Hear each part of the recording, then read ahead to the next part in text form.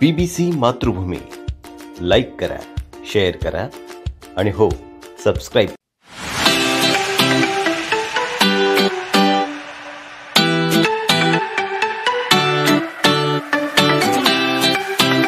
नमस्कार. BBC मातृभूमीच्या व्यक्तिविशेष या कार्यक्रमात विनोद पाटील आपलं स्वागत आहे. आज आपण या ठिकाणी विशेष अशा अतिथींना आमंत्रित केलेला आहे. मराठीमध्ये एक म्हण आहे, इच्छा तिथे मार्ग. इच्छा असली की माणूस कुठली गोष्ट साध्य करू शकतो. खाजगी क्षेत्रात नोकरीला असतानाही प्रशासकीय सेवेत जाऊन समाजाची सेवा करता यावी आणि सर्वसामान्य माणसासाठी काही करता यावं ही जर जिद्द असली तर माणूस त्या क्षेत्रातही पोहोचू शकतो. याचं मूर्तिमंत उदाहरण जे आहेत त्यांना आज आपण या चर्चेमध्ये आमंत्रित केलं आहे. त्यांना व्यक्तिविशेष म्हणून आपण या ठिकाणी बोलवलेलं आहे. बडगावच्या प्रशिक्षणार्थी तहसीलदारपदी सध्या कार्यरत असलेल्या IS तृप्ती धोडमिशे या ठिकाणी उपस्थित आहेत. तर त्यांचा परिचय आपण या ठिकाणी करून घेणार आहोत आणि त्यांच्याकडनं त्यांच्या आजपर्यंतच्या करिअरमधील अडचणी, भविष्यातील त्यांची स्वप्न अशा अनेक अर्थाने आपण चर्चा करणार आहोत. IS ऑफिसर तृप्ती धोडमिसे या UPSC 2018च्या यशवंत आहेत. UPSC 2018च्या बॅच मध्ये त्यांनी भारतभरातून 16वा क्रमांक पटकावलाय आणि त्यासोबतच महाराष्ट्र राज्यात त्या प्रथम आल्या होत्या. आणि महत्त्वाची आणि नोंदनीय अशी गोष्ट ही की भारतभरातून त्या महिला वर्गात प्रथम होत्या. त्या अगोदर त्यांनी अनेक वर्ष खासगी क्षेत्रात काम केलं आणि त्यानंतर त्या सेल्स टॅक्स ऑफिसर झाल्या होत्या. तर जास्त विलंब न करता आपण थेट मॅडमांकडूनच त्यांच्या जीवन प्रवासाबद्दल जाणून घेऊया. नमस्कार मॅडम. BBC मातृभूमीच्या व्यक्तिविशेष या कार्यक्रमात आपलं स्वागत आहे. खरं तर आम्हाला आपल्या बालपणापासून जाणून घ्यायला आवडेल, आमच्या प्रेक्षकांना हे जाणायला आवडेल की आपलं बालपणीचं शिक्षण कुठं झालं आणि हे जे आज तुम्ही यश मिळवलंय हे तुमचं तेव्हापासूनचं काहीतरी स्वप्न होतं का? कुटुंबात अशी चर्चा होती का? तसं पाहायला गेलं तर मी एकदम हंबल बॅकग्राऊंड मधून येते. माझे आई वडील दोघंही जिल्हा परिषदला शिक्षक आहेत. पुणे जिल्हा परिषदला प्राथमिक शिक्षक आहेत. अजूनही सर्व्हिसमध्ये आहेत ते. पार्श्वभूमी अशी की माझे वडील मूळचे सोलापूर जिल्ह्यातले आहेत आणि फक्त नोकरी निमित्ताने त्यांना पुण्यामध्ये स्थायिक व्हावं लागलं. आणि मग माझं शिक्षण मग पुण्यामध्ये हडपसरला झालं. साधना विद्यालय जी रयत शिक्षण संस्थेची शाळा आहे तिथे. तर त्या विद्यालयात माझं मराठी माध्यमातून शिक्षण झालं. आणि शिक्षण होत असताना प्रशासकीय सेवा याबद्दल फारशी माहिती पण नव्हती किंवा त्याबद्दल म्हणजे आपण ते बनायचे असं पण काही वाटत नव्हतं. पण एक आकर्षण होतं आणि जे नंतर डेव्हलप झालं. शालेय वयात नाही पण महाविद्यालयीन वयात असं बघितलं होतं ऑफिसर्स. मग असं आकर्षण वाटायचं पण आपण कुठे असू, कधी मी त्या जागेवर स्वतःला असं बघितलं नव्हतं. पण एक नॉर्मल आपण मध्यमवर्गीय कुटुंबात साधारण आपला प्रवास कसा असतो की शिक्षण पूर्ण करा, मग मेडिकल किंवा इंजिनिअरिंगची डिग्री मिळवा, मग नोकरी मिळवा आणि सेटल व्हा. तर तो प्रवास मी पूर्ण केलेला की पहिल्यांदा माझं चांगलं 10वी-12वीचं शिक्षण कंप्लीट केलं. त्याच्यानंतर माझं engineering college of engineering Pune एक चांगलं नामांकित कॉलेज आहे पुण्यामध्ये. तर तिथे माझं इंजिनिअरिंग झालं. इंजिनिअरिंग झाल्यानंतर मला LNT मध्ये कॅम्पसमधूनच नोकरी मिळाली. त्यामुळे मी LNTचा जॉबही करत होते आणि म्हणजे सगळं जसं पाहिजे असतं नॉर्मल माणसाला ते सगळं होतं. त्यानंतर माझं लग्नही झालं. तर एकदम असं वेल सेटल असं लाईफ होतं. असं काही कमी असं वाटत नव्हतं. पण ज्यावेळेस मी खाजगी क्षेत्रात काम करायला लागले त्यावेळेस LNT मध्ये काम करत असताना तो जॉब मला आवडायचा. त्याच्यात मी खूप मन लावून काम देखील केलं. पण मग मला असं माझ्या स्किल्स आपण जे म्हणतो ना की आत्मशोध, स्वतःचं काहीतरी माहीत पडायला लागते की आपल्याकडे हे पण स्किल्स आहेत, आपण ह्या गोष्टी खूप चांगल्या पद्धतीने करतो. मग त्यावेळेस वाटायला लागले की आपले स्किल्स जरा फक्त आपल्यापुरते मर्यादित न राहता जर लोकांसाठी कुठे उपयोगाला आले तर कदाचित आणखी जास्त समाधान आपल्याला भेटू शकेल असं कुठेतरी वाटायला लागलं. आणि मग त्यामुळं आणि त्याच काळात माझे पती देखील UPSCचा अभ्यास करत होते. त्याच्यामुळं पण एक आकर्षण वाटलं की ते करत आहेत. तर मग मला असं वाटलं की हे मॅनेजेबल करू शकतो. पण त्याच काळात मग मी 2011-12 ज्यावेळेस हे बघत होते ना त्यावेळेस माझा विचार असा होता की पहिल्यांदा UPSC न करता आधी मी म्हटलं की MPSC करून बघू. आणि ठरवलं हे असं होतं की हे करत असताना नोकरी नाही सोडायची. मग मी LNTची नोकरी करत असतानाच मी म्हटलं आधी MPSC करू, जे थोडंसं कम्पॅरेटिव्हली सोपं आहे आणि स्टेट सर्व्हिसेसमध्ये जाऊ. मग स्टेट सर्व्हिसेसमधून बघूयात नंतर. मग हा तात्पुरता विचार करून मग मी 2 वर्ष MPSCचे अटेम्प्ट दिले आणि MPSCचे अटेम्प्ट दिल्यानंतर मग पहिल्याच अटेम्प्टला मला ऍक्च्युली दुसऱ्या अटेम्प्टला मला ACST assistant commissioner sales tax gazetted class 1ची पोस्ट मला मिळाली आणि मी पुण्याला स्थायिक झाले. 2014 साली मी पुण्यामध्ये विक्रीकर भवनला जॉईन झाले. आता सध्या त्याला वस्तू व सेवा कर भवन GST असं म्हणतात. तर ते तुम्ही रुजू झाले आणि मग तो एक कॉन्फिडन्स वाढला की नोकरी करता करता मी MPSC केलं होतं आणि मी नोकरी करत होते अहमदनगरमध्ये, की जिथं असं काही नव्हतं, कोचिंगचं काही हे नव्हतं. जो काही अभ्यास केला मी स्वतःच त्याचं मटेरियल गोळा करणं, स्वतः सिलेबस करणं, आणि मग मी स्वतः एक सेल्फ स्टडीने जो केला त्याच्यामुळे एक कॉन्फिडन्स होता की आपण एकदम असं आयसोलेटेड भागामध्ये राहून नोकरी करून जर MPSC करू शकतो तर आपण UPSC करून करू शकतो. आणि मग त्याच्यानंतर मी त्या सर्व्हिसमध्ये जॉईन झाल्यानंतर मग मी UPSCचा अभ्यास चालू केला. आणि मग ती सर्व्हिस मी पुण्यामध्ये करत असताना मग मी UPSCचे 4 अटेम्प्ट दिले. आणि ह्या काळामध्ये असं झालं की सर्व्हिस आणि घर आणि हे सगळे 4 अटेम्प्ट देणे, त्यामध्ये माझं आणखी जरी थोडंसं अवघड वाटलं तरी पण एक नियोजनबद्ध गोष्टी करणे, एक स्वतःबद्दल क्लॅरिटी असणे, ह्या गोष्टींचा मला फायदा झाला.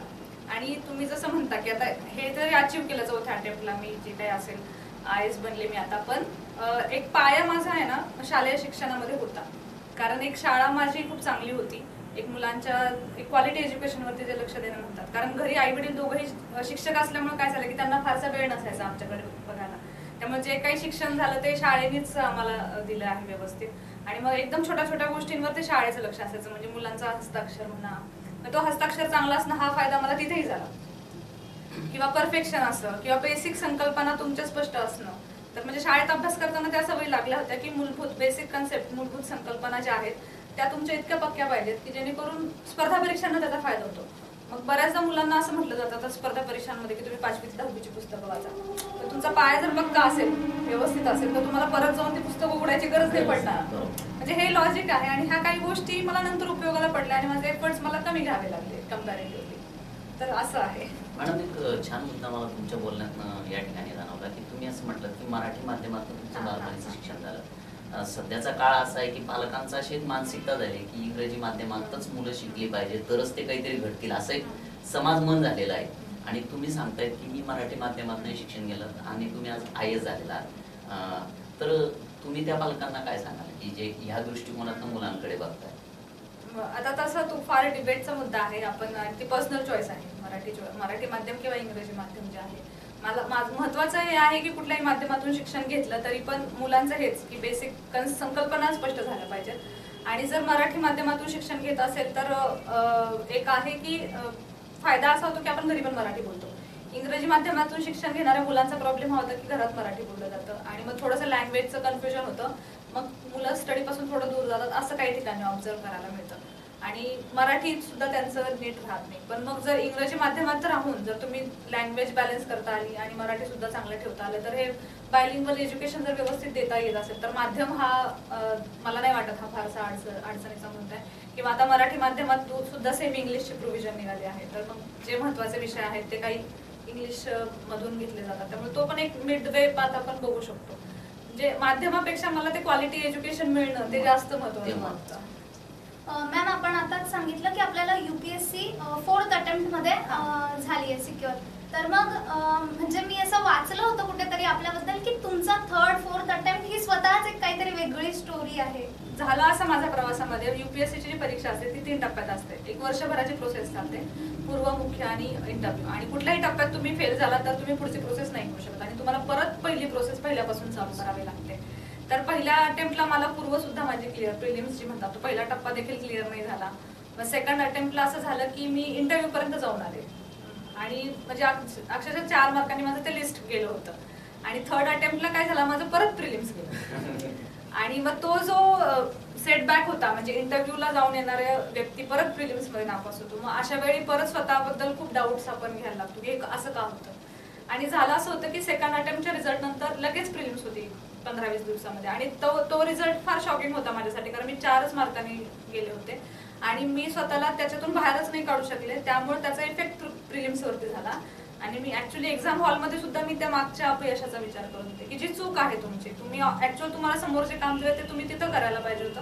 आणि ते माझं मानसिकता स्वतःला मी हँडल नाही करू शकले आणि त्यामुळे ती माझी पूर्व गेली. आणि मग ह्या सगळ्याच्या चुका माझ्या झाल्या होत्या की मानसिकता सांभाळणे, स्वतःला एक बॅलन्स ठेवणे ह्या प्रोसेसमध्ये. तुमची तयारी कुठे का असेल, पण तुम्ही स्वतःला एक पेशंट म्हणा की संयमित म्हणा किंवा एक बॅलन्स्ड ठेवणं हे जास्त महत्वाचं राहतं. मी ते 4थ्या अटेम्प्टला तेच केलं. आणि मग त्यामुळे 4थ्या अटेम्प्टला मी जवळपास म्हणजे मुख्य झाल्यानंतरच मी खूप खात्री होती मला की मी टॉप 100 मध्येच असेल. नाही म्हणजे तुम्हाला जे अपयश, यश अशी जी तुमची सीडी होती ती अनेक विद्यार्थ्यांसोबत असंच घडतं. आणि तुम्ही सांगितलं की मी स्वतःला सांभाळण्यात मला थोडा वेळ लागला, तर असंच अनेक विद्यार्थ्यांसोबत होतं आणि त्यांना आपण काय सल्ला देऊ इच्छिता? यामध्ये असं आहे की तुम्ही खरं तर ही आधीच म्हणजे ज्यावेळेस तयारी करायच्या आधीच मी हे लक्षात घ्यायला हवं होतं. बऱ्याचशा विद्यार्थ्यांना ते कळत नाही, जोपर्यंत त्या प्रवासात आपण शिरत नाही ना तोपर्यंत विद्यार्थ्यांच्या लक्षात येत नाही की आपल्याला हे सुद्धा फेस करावं लागेल. पण मग मला असं म्हणायचं, या विद्यार्थ्यांना मला हे म्हणायचं की ही जी परीक्षा आहे, जरी परीक्षा असली तरी पण एक मानसिक कसोटी पण आहे. मग तुमचं म्हणजे एक वेळ प्रिपरेशन कुठल्याही लेवलला गेलं ना तरी पण तुमचं मानसिकता काय लेवलला आहे त्याच्यावरती तुमचे रिझल्ट डिपेंड आहेत. त्यामुळे पहिल्यांदा ज्यावेळेस तुम्ही ह्या प्रिपरेशन करायचा विचार करत असाल तर तुम्ही एक कणखर असणं पहिलं तर मानसिकदृष्ट्या. अपयशाची यश आणि अपयश हे येणारच आहे आधीमध्ये, ह्याची तयारी ठेवली पाहिजे. आणि जर अपयश आलं तर पुढे काय करणार याचं पण तुम्हाला माहित पाहिजे की आपण काय करणार, आणि ह्याच्यासाठी स्वतःला ओळखणं फार गरजेचं आहे. तुमच्या म्हणण्यानुसार यश आणि अपयश एकाच नाण्याच्या दोन बाजू आहेत, त्या येणार आहेत. पण अनेक आपण बघितले, अनेक तरुण जे असतात विशेष करून स्पर्धा परीक्षा, त्यांना असं वाटतं की हे चांगलं क्षेत्र आहे, आपण याच्यातनं पुढे जाऊ शकतो. परंतु एकदा अपयश आलं की मुलं थांबून जातात, गोंधळून जातात आणि परत कुठेतरी त्यातनं माघार घेतात. तर अशा विद्यार्थ्यांसाठी तुम्ही काय सांगा? स्पर्धा परीक्षा ऍक्च्युली मी या परीक्षांकडे असं बघते की ही एक परीक्षा आहे, परीक्षा आपण नेहमीच दिलेल्या आहेत. तर परंतु बाकीच्या परीक्षांमध्ये, डिग्रीच्या परीक्षा किंवा शाळेतल्या परीक्षा आणि ह्या परीक्षांमध्ये असा फरक आहे की तिथं 35% पासिंग आहे तुम्हाला. आणि इथे कसं आहे की खूप जण बसलेत, लाखो मुलं बसलेत आणि सीट्स शेकडोंमध्ये किंवा 200-400च्या आकड्यामध्ये अशा असतात. मग त्यामुळे ही स्पर्धा बनते. मग तुमची स्पर्धा ही तुमच्याशी नसून किंवा त्या पासिंगच्या मार्जिनशी नसून तुमची बाकीच्यांबरोबर स्पर्धा आहे. त्यामुळे हे लक्षात ठेवायला पाहिजे की आपल्याला जर ती पोस्ट मिळवायची, त्या जागेत त्या लिस्टमध्ये यायचं असेल तर आपल्याला बाकीच्यांपेक्षा जास्त तयारी करायची आहे. मग बाकीचे काय तयारी करत असतात त्याच्या 2 स्टेप पुढे तुम्हाला राहायला पाहिजे. आणि मग जर तुम्ही नाही राहिला तर तुम्हाला अपयश येणार आहे. मग मला असं म्हणायचं की मग अपयश जरी आलं तरी पण मग आपण खचून नाही जायचं, कारण आपण नापास नसतो झालेलो ऍक्च्युली, आपण त्या लिस्टमध्ये स्थान नाही मिळवलं. मग आपण त्यासाठी कुठे कमी पडलो, आपण स्वतःचं अनालिसिस करावं. एक म्हणजे आता इथं परीक्षाचं आहे तर मग सब्जेक्ट वाईज म्हणा किंवा अप्रोच वाईज, एक्झामच्या अप्रोच वाईज आपण स्वतःचं अनालिसिस केलं आणि त्याच्यावरती काम करत राहिलं तर ते नक्कीच मिळतं. पण एक फारच म्हणजे आपण किती अटेम्प्ट द्यावे ह्याला पण एक मर्यादा असावी, कारण आणि ते आपण कॅपॅबिलिटी आपली जी परिस्थिती आहे याच्यावरती डिसाईड करावं. काही मुलांना माहित असतं की आपलं हे होणारच आहे, तो एक आतला कॉन्फिडन्स असतो, त्याच्यानुसार त्यांनी ठरवावं की मी 2 अटेम्प्ट मध्ये होऊ शकतो. किंवा काही जणांचं फायनान्शियल कंडिशन चांगलं असेल तर त्यांनी मॅक्सिमम अटेम्प्ट घेणं ठीक आहे. म्हणजे हे तुम्ही तुमची घरची जबाबदाऱ्या किंवा स्वतःची अवस्था, आपली तयारी करण्याची म्हणजे तेवढी कष्ट घेण्याची तयारी आहे का, 4 वर्ष किंवा 5 वर्ष तो टेम्पो राहणार आहे का आपला, हे स्वतःला ओळखून नंबर ऑफ अटेम्प्ट ठरवावे. आणि समजा नाहीच झालं तर UPSC आणि MPSC एकच मार्ग नाही आहेत आयुष्य जगण्याचे. आयुष्यात भरपूर साऱ्या संधी आहेत, तुम्ही त्या पण एक्सप्लोर करू शकता. त्यामुळं ज्यावेळेस आपण तयारी करणार आहोत त्याच्या अगोदरच आपण ठरवायचं की जर आपल्याला ह्याच्यात यश नाही मिळालं तर आपला प्लॅन बी काय असेल. म्हणजे आपलं पोटपाणी सगळ्यात जास्त महत्वाचं आहे शेवटी जाऊन. त्यामुळं माझ्या प्रवासात जर बघायला गेलं तर मी कधीच कोणत्याच महिन्यात मी बेरोजगार नव्हते, जसं मी ग्रॅज्युएशन झालं त्याच्यानंतर. तर ते मी कंटिन्युअस, त्यामुळे तो एक ते फायनान्शियल स्टॅबिलिटी जी होती माझ्याकडे की माझं अर्निंग होतं, माझ्या अर्निंगवरतीच मी जे काही प्रिपरेशन केलं आणि मला पुन्हा पुढेही हात पसरायची गरज नव्हती. त्यामुळे ती एक फायनान्शियल स्टॅबिलिटी जी होती माझ्याकडे, त्यामुळे पण एक म्हणतो ना आपण मानसिक स्थिरता येते आणि आपले इनपुट्स आणखी चांगले पडतात असं मला वाटतं. मॅम, आता तुम्ही तयारीबद्दलचा विषय काढला आणि प्लस पॉइंट असा की तुम्ही पुण्यामध्येही होतात, म्हणजे जवळजवळ 90% UPSC किंवा MPSC करणारे विद्यार्थी असतात, त्यांच्यामध्ये पुण्याबद्दल एक वेगळंच हे असतं. मग पुणे आणि तिथल्या कोचिंग्स, मग कोचिंग्स हा जवळजवळ प्रत्येकाच्याच मनातला प्रश्न आहे. मग कोचिंग्स कराव्यात की नाही याबद्दल आपलं काय मार्गदर्शन? परत एकदा हेच आहे की तुम्ही स्वतःला ओळखायचं. तुम्हाला एक्स्ट्रा असिस्टन्सची गरज असेल तर तुम्ही जाऊन क्लासरूम मध्ये बसायचं. मी बऱ्याचदा म्हणजे रिझल्ट लागल्यानंतर मी बऱ्याच कोचिंगनी मला बोलवलं, मी बऱ्याच त्यांच्या प्लॅटफॉर्मवरती जाऊन पण सांगितलं. मी देखील असिस्टन्स घेतले, पण मी क्लासरूम असिस्टन्स न घेता मी टेस्ट सिरीजसाठी असिस्टन्स घेतलं. मग तुम्हाला माहित पाहिजे की तुम्हाला कुठे जमणार आहे. काही जणांना सेल्फ स्टडीची सवय असते, मग त्यांना कोचिंग मध्ये जाऊन बसलं तर तो त्यांचा टाइमपास आहे. पण काही जणांचं असं आहे की हिअरिंग कॅपॅसिटीवरती म्हणजे जेवढं ऐकल तेवढं ते ग्रास्प करून तिथं अभ्यास होतो. मग तुम्ही तुमच्या कॅपॅसिटीवरती ठरवायचं. परत सब्जेक्ट वाईज परत तेच की तुम्ही कुठल्या सब्जेक्टला वीक आहात, मग त्यासाठी असिस्टन्स घ्यायचे का.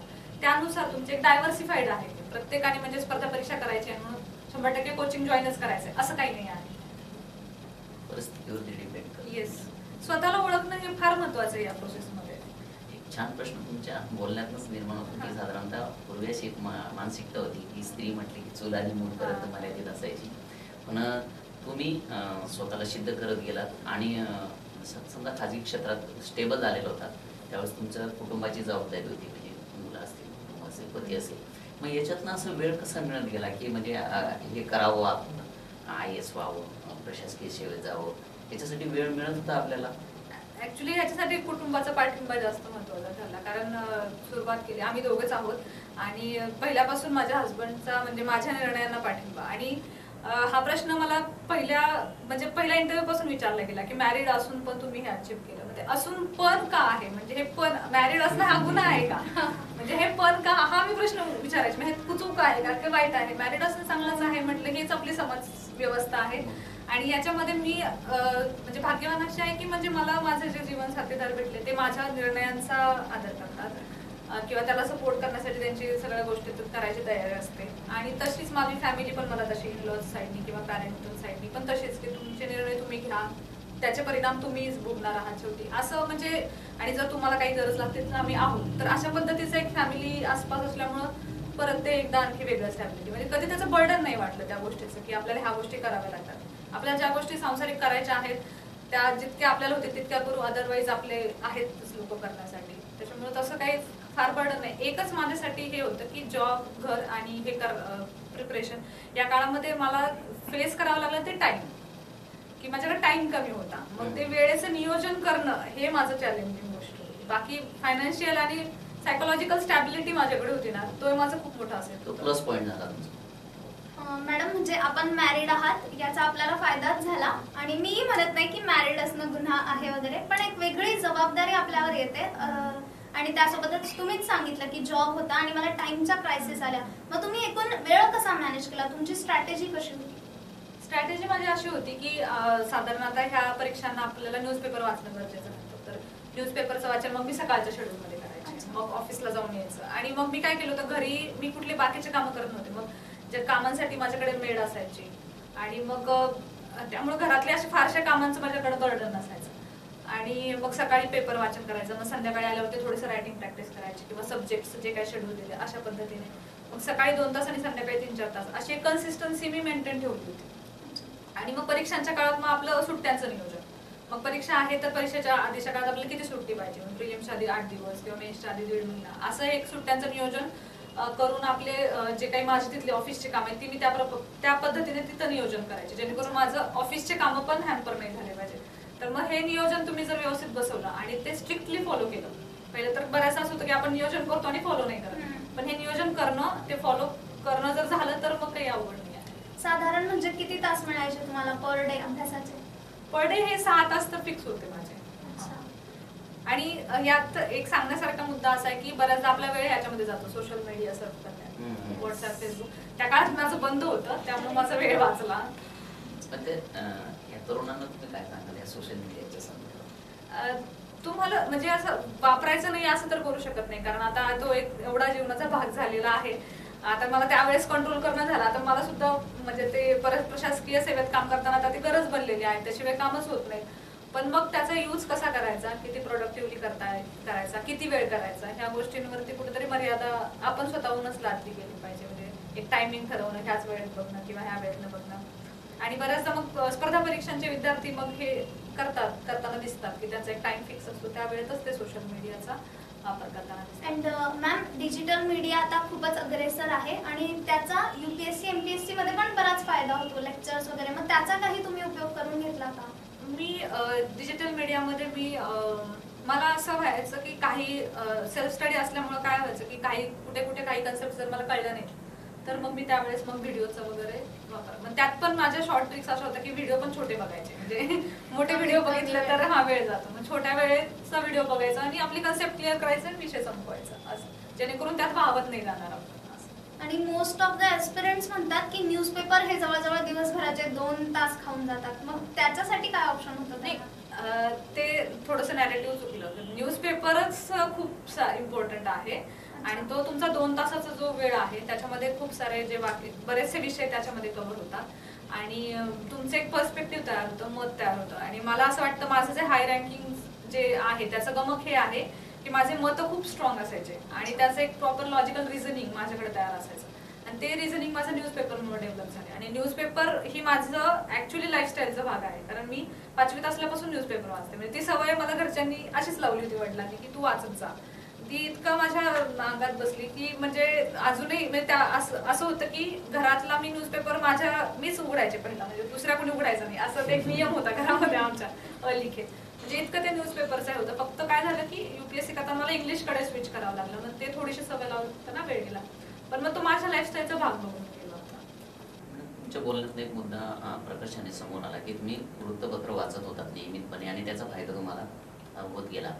पण आजच्या काळातली जी काही वृत्तपत्र आहेत ती खरंच त्या अर्थाने तेवढं सकस असं पुरवतील का की त्याचा फायदा होईल, त्यातनं त्यांचा विकास होईल आणि निश्चित त्यांना ही सगळी तयारी करताना त्याचा काही लाभ होईल असं वाटतं तुम्हाला?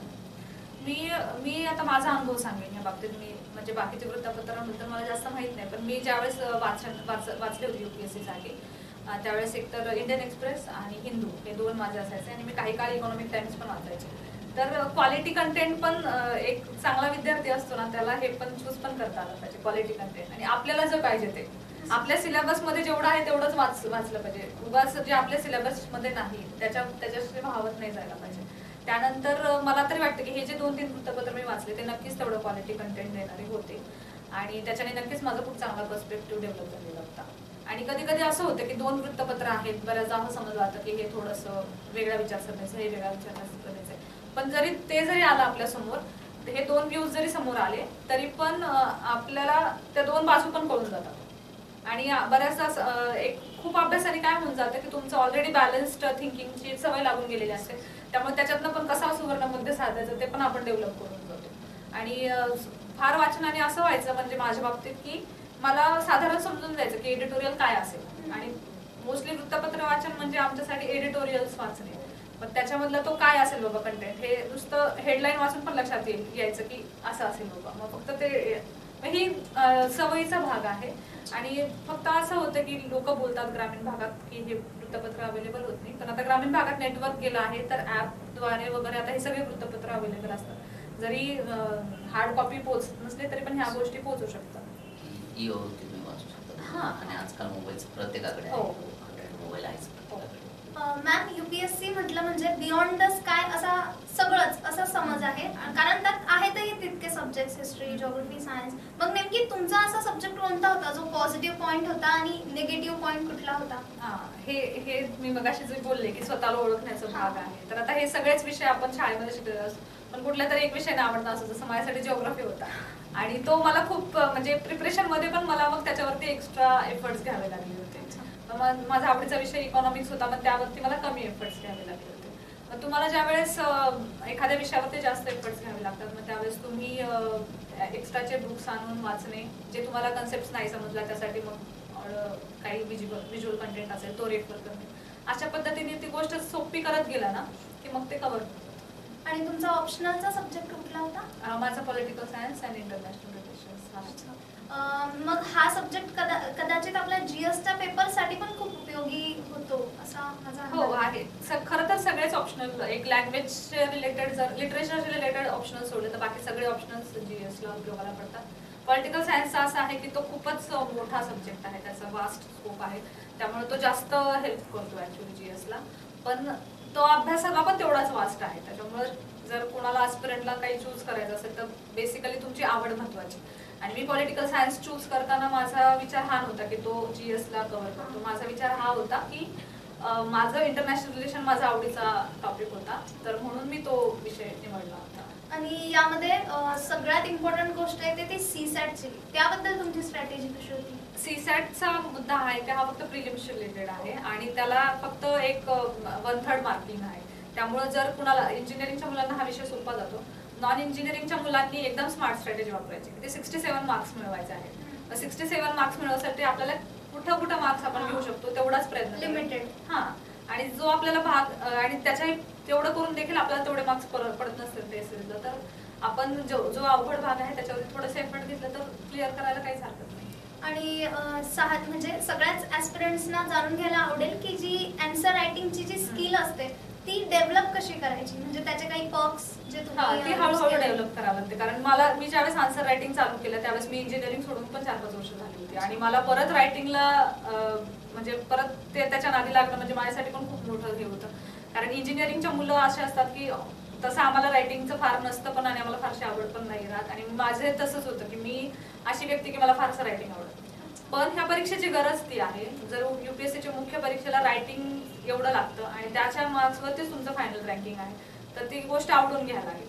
मग त्यासाठी मी सुरुवातीलाच म्हणजे दररोज मग मी जो माझा डेली शेड्यूलचा भाग होता त्याच्यामध्ये मी संध्याकाळी घरी आल्यावरती रायटिंग करायचे की जेणेकरून आपला जो ब्रेन टायर्ड झालेला असायचा ऑफिसच्या कामामुळे थोडंसं आपल्याला रायटिंगमुळे थोडंसं परत ब्रेन रिज्युनेट होतो आणि रायटिंग तेवढं अर्धा तास 1-2 तास जरी रायटिंग केलं तरी मग आपल्याला परत ते जेवढं रायटिंग केलेलं आहे ते आपण चेक करायचं मॉडेल आन्सर बरोबर आणि मग त्यानुसार आपल्याला परत आपण अभ्यासाला लागतो की बाबा आपलं रायटिंग मध्ये मागं पडत आहोत. म्हणजे आपण जे काही वाचले आपल्याला नीट एक्सप्रेस करता येत नाही जर आपलं रायटिंग चुकता येतं. मग ते आणखी थोडासा स्वतःला एनर्जी मिळायची किंवा अभ्यासाला. मग हळूहळू असं थोडे दिवस मग स्पॅन वाढवत 1 तास 1.5 तास आणि ज्यावेळेस एक्झाम जवळ येते त्यावेळेस टेस्ट सिरीज लावणे आणि टेस्ट सिरीज फॉलो करणे ते जास्त महत्त्वाचं होतं. मॅडम एक महत्त्वाचा प्रश्न असा आहे की अनेक विद्यार्थी हुशार असतात, लिहितात चांगलं, मार्क मिळवतात, परंतु इंटरव्ह्यू हा फार महत्त्वाचा भाग असतो जीवनातला. त्याला फेस करताना अनेक विद्यार्थ्यांना खूप अडचणी येतात. तर त्या संदर्भात तुम्ही ही तयारी करणाऱ्या विद्यार्थ्यांना काय सांगा? पहिलं तर इंटरव्ह्यूचं फार बर्डन नाही घ्यायला पाहिजे. इंटरव्ह्यू ऍक्च्युली इंटरव्ह्यू नाही आहे, तो पर्सनॅलिटी टेस्ट असते. ती तुमचाच आयुष्याचा बायोडेटा त्यांच्या पुढे ठेवलेला असतो आणि तो आपणच सबमिट केलेला असतो, आपणच त्याच्यात माहिती दिलेली असते आणि त्याबद्दलच ते प्रश्न विचारत असतात आणि शक्यतो ते तुमच्या कम्फर्ट झोनच्या बाहेर जाऊन प्रश्न नाही विचारत. महत्वाचं हे आहे की तुम्ही किती कॉन्फिडेंटली तुम्ही त्याची उत्तर देता. दुसरी गोष्ट, तुम्ही जे काही मत मांडता ज्यावेळेस ते असं ओपिनियन बेस्ड क्वेश्चन विचारतात त्यावेळेस तुम्ही जे काही मत मांडता तर त्याचं रिझनिंग तुम्हाला व्यवस्थित देता आलं पाहिजे, त्याचं कारण देता आली पाहिजेत आणि ती कारणं जी आहे ती संविधानिक असली पाहिजेत आणि तुम्हाला पुढे ऍडमिनिस्ट्रेशनला जशा पद्धतीने तुम्ही अप्रोच असणार आहे त्या पद्धतीचं तुमचं उत्तर असलं पाहिजे. तर साधारण ह्या प्रश्नांची तयारी करून म्हणजे अशा पद्धतीने जर तयारी केली तर मुलाखत हा अवघड मुद्दा असं मला तर नाही वाटत. इव्हन जर प्रॅक्टिकली बघायला गेलं तर त्याचं वेटेज पण कमी आहे ओव्हरऑल स्कोअरमध्ये. त्यामुळे त्याचं बर्डन किती घ्यायचं हे पण आहे. कारण जी काय फायनल रँक आपली मिळते ती त्याच्यामुळे मिळते किंवा जाते ती त्याच्यामुळे जाते असं नाही आहे. जे काय आहे तुमचे मेन्सचे मार्क, मुख्य परीक्षेचे मार्क तुमचं जास्त हे ठरवतात. त्यामुळे वेटेजमुळे त्याला कितपत आपण त्याचं टेन्शन घ्यायचं तो मुद्दा आहे. मॅम असं म्हणतात की UPSCचं प्रिपरेशन म्हणजे स्टडी वगैरे ते IAS होईपर्यंत आणि IAS झाल्यानंतर नेमकं प्रशासनात आल्यावर या दोन खूपच अपोजिट गोष्टी आहेत. मग याबद्दल आपला अनुभव कसा आहे? अपोजिट इन द सेन्स असं आहे की UPSCचं प्रिपरेशन करणं हे स्टुडंट फेज आहे. तुम्ही पुस्तकं वाचताय, परीक्षा देताय आणि त्यावेळेस फक्त तुम्ही आहात आणि पुस्तकं आहात. पण इथं कसं आहे की ज्यावेळेस तुम्ही ऍडमिनिस्ट्रेशन मध्ये येता तेव्हा इथं टेबलच्या साईडला आपण एका साईडला आहोत आणि पलीकडे जनता आहे किंवा भरपूर सारे स्टेक होल्डर्स आहेत. मग हा पूर्णच वेगळा पार्ट आहे, म्हणजे त्याला कम्पेअर सुद्धा नाही करू शकत तुम्ही. आणि मग त्यावेळेस मग तुमचे जे स्किल्स आहेत तुम्ही जो लहानपणापासून तुमच्या अंगात जे डेव्हलप झालेले आहेत पब्लिक स्पीकिंगचे म्हणा किंवा लोकांशी डील करण्याचे म्हणा, मग हे स्किल्स तुम्हाला तिथे उपयोग किंवा जर तुम्ही पूर्वीची नोकरी केली असेल तर त्याचाही तुम्हाला फायदा होतो. त्यामुळं मला असं म्हणायचं की तुम्ही एकदा त्या फेजमधून बाहेर पडला तर तुम्ही थोडंसं रियालिटी चेक देऊन हे समजलं पाहिजे की आपल्याला काम करायचंय आणि काम करताना एक पॉझिटिव्ह अप्रोच ठेवून लोकांशी डील करणं आणि आपले नियम जे आहेत त्याच्याशी बांधील राहून आपण जितकं जास्त आपल्याकडनं देता येईल तितकं देता येणं हेच खरं सक्सेस आहे. म्हणजे आता हे एवढं यश मिळाल्यानंतर पण म्हणजे मला असं वाटतं की हे इट्स जस्ट अ बिगिनिंग. अजून ते प्रूव्ह नाही केलेलं मी, अजून त्याला जस्टिस नाही दिलेला. जोपर्यंत मी रिटायर होत नाही त्यावेळेस मला कळेल की मी ह्याला जस्टिस दिलाय की नाही. तुम्ही प्रशिक्षणार्थी तहसीलदारपदी आहात, उद्या तुम्ही उपविभागीय अधिकारी होणार आहात, उपजिल्हाधिकारी होणार आहात. प्रशासनात समाजासाठी तुम्हाला काय करावं असं वाटतं की काय असे प्रश्न असतील समाजाचे की ते तुमच्या हातून सुटले पाहिजे? मी थोडा प्रॅक्टिकल विचार करते या बाबतीत की असं आहे की आता हे जे आहे हे IAS असणं किंवा वेगवेगळ्या पदांवरती काम करणं हे कामाचा भाग आहे. जर मला असं वाटतं तुम्हाला कामाची जी जबाबदारी दिलेली आहे ती जर तुम्ही 100% डिलिव्हर करत असाल तर तुम्हाला ते समाधान मिळतं आणि पलीकडचा जो माणूस घेणार आहे त्याला सुद्धा त्याचं समाधान मिळून जातं. आता यातून असं आहे की काही मला असं वाटायचं ज्यावेळेस मी तयारी करत होते त्यावेळेस माझ्या हे लक्षात आलं की बऱ्याचशा स्कीम्स बऱ्याचशा गोष्टी असतात शासनाने ठरवलेल्या आहेत, ते एक चांगल्या पद्धतीने डिझाईन केल्या, पण खालीपर्यंत येताना काय होतं की खूप सारे ब्युरोक्रेटिक हार्डल्स असतील किंवा फायनान्शियल हार्डल्स असतील याच्यामुळे ते खालीपर्यंत झिरपत नाही. जर ह्या गोष्टी कुठेतरी सुटेबली व्यवस्थित केल्या गेल्या तर ह्या गोष्टी खालीपर्यंत जाऊ शकतात आणि ते काम ऍडमिनिस्ट्रेटरचं आहे. तर महत्वाचं हेच आहे की तुम्ही तुमच्या कॅपॅसिटीमध्ये जे काही तुम्हाला काम करायचं आहे ते 100% द्या. बदल एकदम नाही घडणार, ते हळूहळू घडतील. म्हणजे असं सगळ्यांनी 100% जर दिलं तर ते बदल घडतील. त्यामुळे आपल्या परीने आपल्याला जितकं म्हणजे त्या 100% पोहोचणं हे जास्त मला महत्वाचं वाटतं. मॅम, आपल्या लबासना डायरीज असतील किंवा मग आताच्या सगळ्या अनुभवामधला एखादा असा अनुभव जो आमच्या प्रेक्षकांना शेअर करू इच्छिता? तसा असा विशेष अनुभव नाही आहे, पण आमचं मसुरीमध्ये लाल बहादूर शास्त्री राष्ट्रीय प्रशिक्षण अकॅडमी आहे. तिथे आमचं IAS IPS सगळ्यांचं ट्रेनिंग होतं. तर तो एक चांगला फेज होता. मसुरी सारख्या वातावरणात आम्ही सगळे यंग ऑफिसर्स येतो ट्रेनिंगसाठी आणि एक परत एकदा कॉलेज लाईफ एन्जॉय केल्यासारखं आहे. तर बऱ्याचशा गोष्टी बऱ्याच जणांसाठी तो स्ट्रेस रिलिव्हिंग फेज म्हणतो, कारण खूप वर्ष प्रिपरेशन केल्यानंतर तो एक पार्ट आहे. आणि चांगल्या चांगल्या मोठ्या लोकांशी आमचं इंटरॅक्शन होतं. सेक्रेटरीएट लेवल असेल किंवा मिनिस्टर्स असतील, आणखी वेगवेगळ्या क्षेत्रातले पण लोक एक्सलंट आम्हाला इंटरॅक्ट करायला तिथं मिळाले. आम्हाला आमचे स्वतःचे पण काही कलागुण दाखवायला तिथं मिळतात असतात आणि चांगले पद्धतीचं एक फ्रेंड सर्कल तिथं आमचं ऑफिसर्सचं तयार होतं. तर तो एक चांगला अनुभव नक्कीच आहे. असं विशेष स्पेशल अनुभव मला तरी असं काही आता आठवत नाही लगेच. मॅम, आता तुमची हेक्टिक लाईफ आहे, IAS ऑफिसर, अनेक जबाबदाऱ्या, परत तुमचं लग्न झालंय आणि ते सांसारिक जबाबदाऱ्या वगैरे, मग हे सगळं सांभाळत असताना तुमचे काही छंद असतील किंवा म्हणजे तुमचा किंवा मग संडे असेल तो तुम्ही कसा पास करतात? संडेज असं जास्त नाही आले आता. म्हणजे जसं मी वेगवेगळ्या पदांवरती आहे तसं थोडंसं संडेज नाही. म्हणजे इव्हन भडगावला तर मला आठवतच नाही मी संडे मला मिळालेला, कारण मोस्टली काय झालं, मी ग्रामपंचायत इलेक्शनच्या फेजमध्ये इथे आले. आणि तर रिसेंटली संडेज मी कसे मला आठवत नाहीये, मला ऑफिसच आठवते. पण असं छंद म्हणायला गेलं तर मला वाचन आवडतं, मला डान्सची पण आवड आहे. मी ट्रेन डान्सर नाही आहे, पण मला डान्सची पहिल्यापासून आवड आहे. त्यामुळे सध्या मला तेच वाटत आहे की मी छंद माझं जोपासणं होत नाहीये, त्याच्याकडे थोडं दुर्लक्ष होते. पण ती खूप गरजेची गोष्ट आहे, ती आपण केली पाहिजे. आणि पूर्वी जेव्हा जेव्हा मला स्कोप मिळायचा तेव्हा तेव्हा मी ते सादरीकरण केलेलं आहे गोष्टी आणि मी करत राहते. या काळात माझं थोडं छंदांकडे दुर्लक्ष झाले, हे मी मात्र प्रामाणिकपणे मान्य करते. मॅडम, एक महत्वाचा प्रश्न, ज्यावेळेस तुम्ही IAS ची परीक्षा पास झाला त्यावेळेसचा तुमचा जो अनुभव होता तो आमच्या प्रेक्षकांपर्यंत? तो खूपच खास अनुभव होता. 5 एप्रिल 2019 2018ची एक्झामचा निकाल त्या दिवशी लागला आणि निकाल लागायच्या वेळेस आहे ना साधारण एक पसरतं की आज निकाल लागणार आहे, आज निकाल. आधी कसं डिक्लेअर्ड डेट नसते तशी त्याची, पण असंच इकडून तिकडून सोर्सेस थ्रू कळतं की आज लागेल. मग असं 2-4 दिवस आधी चालू होतं निकाल लागेल निकाल लागेल. आणि 5 तारखेला तर असं सकाळपासून असं कन्फर्म काही ग्रुप्सवरती की लागेलच. आणि मग त्या दिवशी माझं ऑफिसमध्ये पण नीट लक्ष लागेल, कारण मला असं वाटत होतं की हा निकाल आपलाच आहे. आणि मग साधारण मी घरी 6:30ला आले, माझे हस्बंड पण आले, आम्ही दोघं चहा घेत बसलो होतो आणि 6:45ला ते PDF ची लिस्ट पडली आणि मग हस्बंडनी बघायला चालू केलं. आता PDF ची लिस्ट होती त्यावेळेस सिलेक्शन होतं 800 का 900 लोकांचं काहीतरी ते सिलेक्शन होतं. आता त्याच्यात आपलं नाव शोधणं म्हणजे आपण साधारण कंट्रोल F करून सर्च करून नाव बघतो. पण ते माझ्या हस्बंडनी तसं न करता सुद्धा त्यांनी असं केलं की वरून खाली डायरेक्ट सर म्हणजे 1 नंबर पासून दिसते का कुठे नाव. He was so much confident की टॉप 10 मध्ये माझं नाव असेल. आणि मग मी म्हटलं अरे वरून का बघायला लागलं, तू सर्च कर. तू म्हटलं काही गरज नाहीये, 16 नंबरला तुझं नाव आहे. आणि तो एवढा खूप मुवमेंट असा खूपच अजूनही तो अजून आठवला तरी पण म्हणजे असं डोळ्यात पाणी येतं की कष्टाचं चीज झालं. कारण कष्ट कष्ट खूपच घ्यायला लागतात, त्यात काहीच वाद नाही, ते सगळ्यांनीच घेतलेलं असतात. आणि साधारण आम्हाला कल्पना होती की निकाल आपला आहे. तर मी माझ्या सासूबाईंना गावावरून बोलवून घेतलं होतं, कारण आधीच तिथे की तुम्हाला हा मुवमेंट बघायचा आहे. किंवा मी माझे आई वडील तिथून जवळच 20 किलोमीटरवर राहतात, त्यांना सांगून ठेवलं होतं की तुम्ही प्रिपेअर्ड राहा. आणि ते सगळेजण आई वडील भाऊ बहिणी वगैरे सगळे प्रिपेअर्ड होते, फक्त म्हणजे असं कपडे घालून की ताईचा फोन आला की आम्ही लगेच तिच्याकडे जाऊ असं. आणि मग फोन केल्यावर पण ते निघाले. आणि त्याच्यानंतर जे घरातलं वातावरण होतं, कारण झालं असं ऑल इंडिया रँक 16 आणि स्टेट टॉपर, त्याच्यामुळं घरामध्ये मीडियाची एवढी रांग लागली. आणि 2 रात्री 3 दिवस मी झोपले नव्हते, म्हणजे झोपूच दिला नाही कोणी. फोन पूर्ण म्हणजे फोन कंटिन्युअस चार्जिंग मोडमध्ये आणि फोन मेसेजेस थांबत नव्हते, लोकांचे घरात गर्दी थांबत नव्हती. आणि म्हणजे त्यांचं करायला पण म्हणजे लोक मला लावावे लागले की कोणीतरी यांना चहा पाणी पण करण्यासाठी असू द्या. आणि फोटो म्हणजे ते 2 रात्री मी झोपले नाही ना, ते मला अजून आठवते की मला झोपू दिलं नाही कोणी.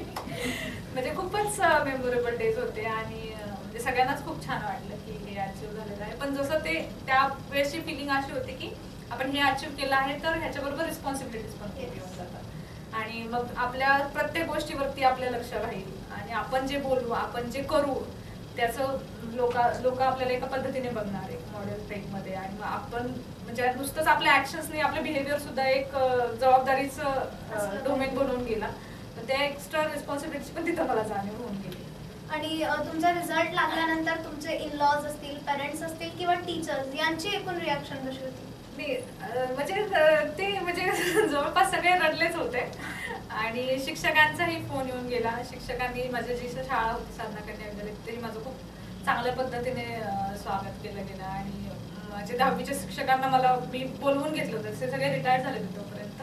मी खास सांगितलं होतं माझ्या प्राचार्यांना की ज्यावेळेस तुम्ही मला बोलवाल त्यावेळेस माझ्या 10वीच्या शिक्षकांना बोलवा, कारण त्यांनी घेतलेले जे कष्ट होते 10वीमध्ये जास्त फोकस केलं जाते एक्सलन्स, कारण बोर्डाच्या परीक्षा असायच्या त्यावेळेस आणि बोर्डाच्या परीक्षा द्यायच्या म्हणून मुलांना अक्षरशः ते तावून काढायचे की खूप सारे टेस्ट सिरीज, खूप सारे लिखाण आणि ती जी कष्ट करायची सवय होती ती पुढे राहिली त्या शिक्षकांमुळे किंवा हस्ताक्षर किंवा गणिताची एक स्टेप एक परफेक्शनचा जो त्यांनी म्हणजे परफेक्शनचा जो नाद लावला म्हणतो ना आपण, ते जो लावला होता त्यांनी तोच मला कुठेतरी प्रत्येक क्षेत्रात भले एक्झाम मध्ये नाही पण प्रत्येक क्षेत्रात माझ्या डोक्यात आलं की जे करायचं ते परफेक्टच करायचा आणि ते कुठेतरी हे झालं होतं आणि त्यामुळे मी 10वीच्या शिक्षकांना बोलवायला सांगितलं होतं आणि शिक्षकांना पण फार आनंद झाला होता ते बघून, कारण कधीच त्या शाळेत असं कुणी IAS वगैरे असं झालेलं नव्हतं. त्यामुळे तो आनंद अजून वेगळा होता. इव्हन माझं बॅकग्राऊंड सुद्धा असं आहे की आमच्या घरात ऑफिसर्स कोणीच नाही आहे, कोणी स्पर्धा परीक्षांची तयारी करणारं वगैरे असं पण नव्हतं. एक हजबंडनी थोडेसे अटेम्प्ट दिले होते पण असं फारसं बाकीचं वातावरण आहे की आपल्या घरात बघून कोणीतरी STR होतं किंवा AC आहे किंवा DC आहे म्हणून बऱ्याचदा प्रेरणा मिळून तसं पण कुठलंच बॅकग्राऊंड नव्हतं. त्यामुळे असं बिना अधिकाऱ्यांच्या घरातून अधिकारी पण हे आणखी जास्त सगळ्यांना छान वाटत होतं. मॅम, जे सक्सेस झालेले आहेत UPSC मध्ये त्यांचा जर एकूण रेशो बघितला तर मोस्ट ऑफ द इंजिनिअरिंग आणि MBBS बॅकग्राऊंड मधून येतात. मग हे कुठेतरी जे ग्रॅज्युएट आहेत जे प्लेन बॅकग्राऊंडचे आहेत त्यांना कुठेतरी हे नाराजी सारखं ठरतं. मग याबद्दल तुम्ही काय म्हणता? याचं गमक आहे ना, हे तुम्ही बघा मेडिकल इंजिनिअरिंगला जाणारी मुलं कोण असतात? जनरली जे 10वी टॉप रँकर्स असतात आणि त्यांच्या टॉप रँकिंग का असतात? कारण त्यांची तीच एक कष्ट घेण्याची तयारी, एक थोडंसं कॉम्पिटन्स त्यांचा तो त्यांना उपयोगाला आलेला असतो मेडिकल इंजिनिअर आणि त्याच क्वालिटीज त्यांना इथे उपयोगाला पडतात आणि ते त्या पद्धतीनेच ती तयारी इथे करतात. आणि अदर ग्रॅज्युएट्स जर बघायला गेलं तर त्यांचाही सक्सेस रेशो आहे. मला असं म्हणायचं की महत्वाचं काय आहे की तुम्ही त्या पद्धतीची तयारी करा, मग बॅकग्राऊंड मॅटर नाही करत. फक्त हे जे प्रमाणाचं जर आपण बघायला गेलो, तुम्ही जसं सांगितलं की जास्त प्रमाण ह्याचं काय तर ते आहे. माझा युवा पिढीला हाच संदेश आहे की सध्या जे स्पर्धा परीक्षांचं एक आहे की म्हणजे क्रेज आहे, नक्कीच वाईट काही नाही, ॲस्पिरेशन्स असणं वाईट नाही आहे. तुम्ही ॲस्पिरेशन्स ठेवा, त्यासाठी नक्की प्रयत्न करा, 100% प्रयत्न द्या. पण आपले प्रयत्न कुठेतरी कमी पडले आणि जर अपयश आलं तर हा एंड नाही आहे किंवा स्पर्धा परीक्षांमध्ये सक्सेस नाही मिळणं. मला असं वाटतं की तुम्ही आयुष्यात कुठल्याही क्षेत्रात जा, तिथं फक्त तो परफेक्शन आणि त्याच्यातून मिळणारं सॅटिस्फॅक्शन हे खरं महत्वाची अचिव्हमेंट आहे आणि त्याच्यातून तुम्ही जर एक समाधानी राहणं हे जर तुम्ही अचीव्ह केलं तर त्यासारखी गोष्ट नाही. मला असं म्हणायचं की एवढं अचीव्ह करून अधिकारी जरी झाले तरी पण एक सॅटिस्फॅक्शन प्रत्येक अधिकाऱ्याला मिळालंच आहे असं नाहीये. हा सर्वे कुठं होत नाही आणि त्यामुळे आपल्याला माहित नाही की म्हणजे अधिकारी खरंच अधिकारी मिळाल्यावरती म्हणजे तेवढे सॅटिस्फाईड आहेत. पण मला असं वाटतं एक नॉर्मल बॅकग्राऊंड, एक नॉर्मल कमाई, पोटापुरती कमाई करणारा माणूस सुद्धा समाधानी असतो. मग आयुष्याच्या शेवटी या गोष्टी करण्यापेक्षा आधीच या गोष्टी तुम्ही समजून घ्या आणि स्पर्धा परीक्षांकडे वळताना काही गोष्टी आधी तयारी करायला पाहिजे की तुम्ही तुमची कॅपॅबिलिटी पण तुम्ही चेक करा, तुमची कष्ट घ्यायची तयारी आहे का आणि तुम्हाला का बनायचंय, हे का बनणं आहे ना हे खूप महत्वाचं आहे. तुम्हाला ते कारण माहित पाहिजे कशासाठी बनायचंय आणि ते कारण जर तुम्हाला माहित असेल, उगाच पिअर प्रेशरमुळे बनणं हे कारण नाही आहे. तुम्हाला आतून वाटलं पाहिजे की आपल्याला का बनायचंय, ते जर माहित असेल तर तुमचा हेतू प्रामाणिक आहे आणि मग तरच तुमची कष्ट घ्यायची तयारी तुम्ही 100% कष्ट घेऊ शकता.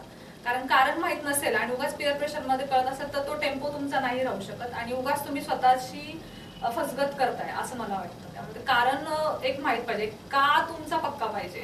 मॅम, आपलं ते कारण काय होतं? माझं हे कारण हे इव्हॉल्व्ह झालेलं होतं. कारण माझी जर्नी जी आहे, मी तुम्हाला जसं सांगितलं की मला खाजगी क्षेत्रात काम करताना माझ्या लक्षात आलं की माझ्या कॅपॅबिलिटीज मी for the sake of people मी अजून यूज केल्या तर मला कदाचित जास्त सॅटिस्फॅक्शन मिळेल. असं मला त्यावेळेस कळून आलं आणि त्यामुळे माझे प्रयत्न होते. आणि मी UPSC ज्यावेळेस करणार होते पॅरलली, इव्हन चौथा अटेम्प्ट मला द्यायचा नव्हता तो माझ्या, म्हणजे मी 3 अटेम्प्ट नंतर आय वॉज लाईक की ठीक आहे बस, आता आपलं लाईफ काही थांबलेलं नाही, आपलं लाईफ चांगलं आहे, एक क्लास 1 ऑफिसर.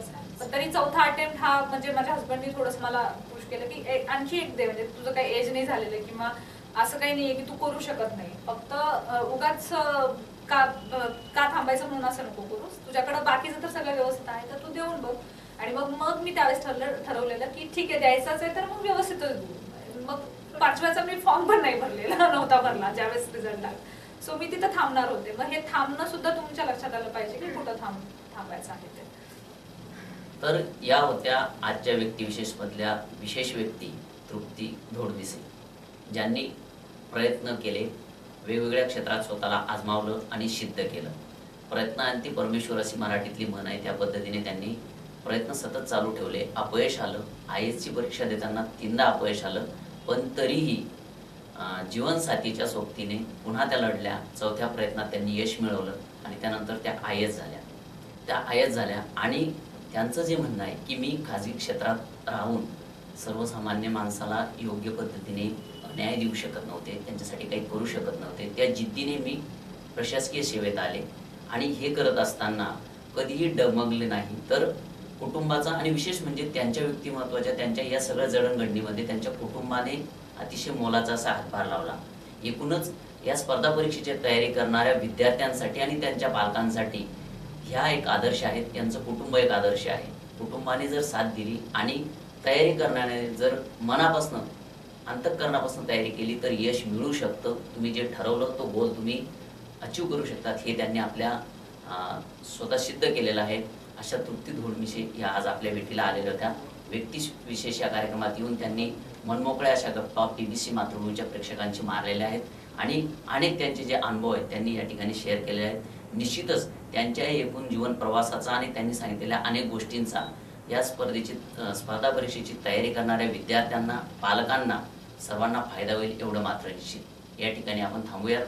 आपण आलात मॅडम, अतिशय मौलिक असे आपल्या मार्गदर्शन आपण या ठिकाणी सर्व PBCच्या प्रेक्षकांना दिले, त्याबद्दल मी PBC मातृभूमीच्या वतीने आपल्या हार्दिक आभार मानतो. धन्यवाद.